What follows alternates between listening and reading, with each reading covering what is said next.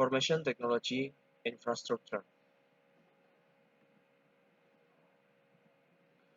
Dalam teknologi informasi, basis utama dalam pembentukan sebuah teknologi informasi adalah infrastrukturnya.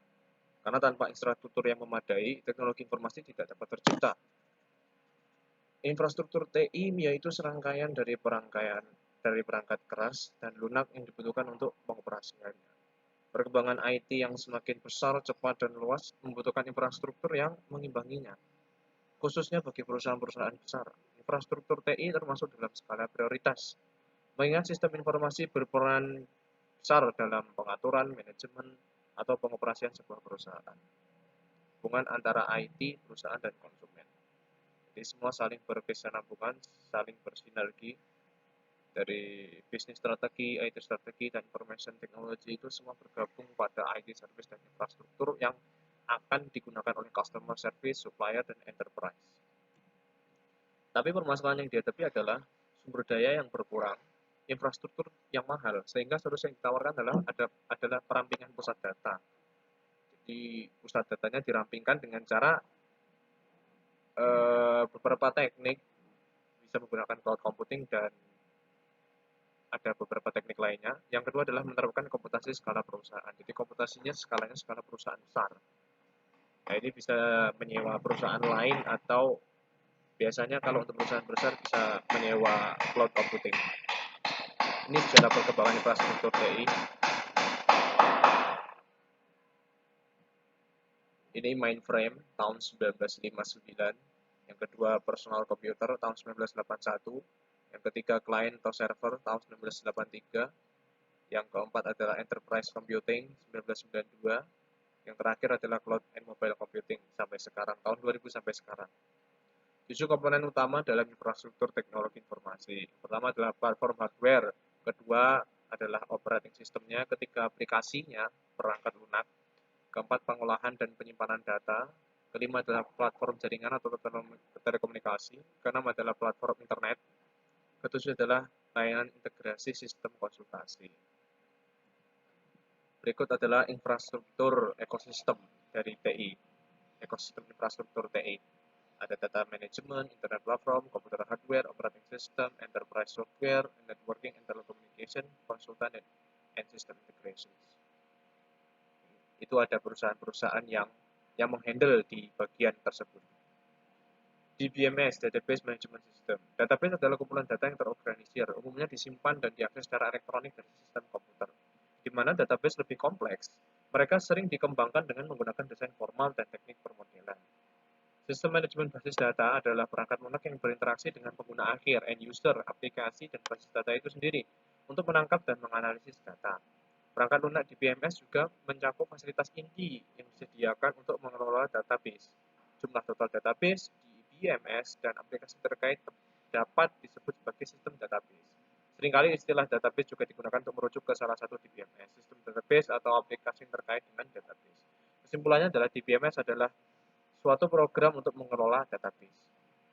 Nah, ini ada database secara kompleks dari human resource-nya, ada employee ID, name, position, data height, gross, ini dalam sebuah database. Nah, dengan sistem manajemennya sehingga bisa dipisah-pisahkan dengan nama SSN-nya, healthcare-nya, atau nama SSN, gross pay, net pay, bisa dipisah-pisahkan. Dalam sistem informasi manajemen, data merupakan faktor utama, maka dari itu sangat penting sekali agar data dapat diatur sedemikian rupa, mudah disimpan, ditata, dan direpresentasikan. Karena hasil dari pengolahan data ini akan menjadi sebuah informasi yang nanti menjadi acuan dalam membuat keputusan. Dalam skala perusahaan, kebutuhan akan server sebagai database tergantung dari banyak sedikitnya data yang harus diolah. Untuk instansi yang tidak memiliki traffic data yang besar, sangat menguntungkan apabila mereka memiliki server sendiri, contoh universitas, sekolah, perpustakaan umum. Karena kalau apabila mereka menggunakan cloud system di perusahaan lain, biaya operasional servernya jauh lebih besar. Akan tetapi untuk perusahaan yang memiliki skala traffic data yang sangat besar seperti Gojek, Grab, mereka akan lebih menguntungkan apabila menggunakan cloud system yang disediakan oleh perusahaan lain. Meskipun biaya operasionalnya besar, namun untuk membuat sistem server dan operasional server dalam data besar ini jauh membutuhkan biaya yang lebih besar daripada menyewa sistem cloud dari perusahaan lain. Teknologi wireless dan internet. Teknologi komunikasi saat ini sudah sangat berkembang jauh apabila dibandingkan dengan 50 tahun yang lalu. Sistem informasi saat ini juga mengikuti perkembangan teknologi. Sistem informasi saat ini sudah menggunakan platform internet karena memang lebih reliable. Meskipun juga ada sistem informasi yang berbasis intranet yang biasanya digunakan untuk instansi khusus seperti militer. Perkembangan konektivitas via kabel atau via nirkabel atau wireless juga berdampak besar dalam tatanan kehidupan manusia. Saat ini manusia bisa mengakses informasi melalui gawai mereka yang bisa dibawa mudah kemanapun atau mobile device itu sangat sangat tren populer saat ini. Pada strukturnya, desain komunikasi nirkabel hanyalah sebuah model dari teknologi komunikasi. Perkembangan konektivitas nirkabel juga menuntut sistem informasi bisa diterapkan dalam hal tersebut. Untuk saat ini atau era sekarang, hal ini sudah biasa. Keamanan data dan jaringan. Isu yang paling diutamakan dalam sebuah sistem informasi selain dari reliability-nya adalah keamanannya. Keamanan jaringan juga merupakan aspek yang tidak kalah penting. Faktanya tidak semua data atau informasi yang dimiliki perusahaan diperbolehkan untuk dilihat atau diambil oleh pihak lain. Perusahaan sudah pasti memiliki informasi yang sangat rahasia yang tidak boleh dilihat oleh pihak lain, bahkan terkadang oleh karyawannya sendiri. Selain itu, yang dimaksud keamanan jaringan juga mencakup artian keamanan sistem, apabila terjadi hal yang di luar keinginan seperti bencana alam sehingga merusak server atau hardware yang rusak atau hang, atau bahkan program error, apakah terdapat backup yang bisa diandalkan atau tidak. Jadi keamanan jaringan dan keamanan data ini artinya luas, mulai dari hardware, software, dan cyber security-nya. Skala prioritas dalam keamanan data dan jaringan adalah keamanan dari cybercrime, penjahat cyber.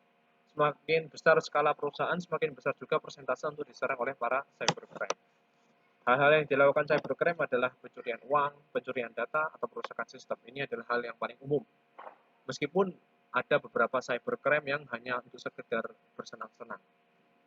Maka dari itu, sebuah perusahaan menerapkan beberapa sistem keamanan untuk menjaga keberlangsungan privasi seperti memberikan password terhadap akses-akses web tertentu, akses-akses tertentu, menggunakan antivirus atau malware, meningkatkan kualitas software untuk menghindari glitch atau error, melakukan software debugging, melakukan analisis software atau software audit, meningkatkan sistem keamanan, dan menyewa cyber security. Terima kasih.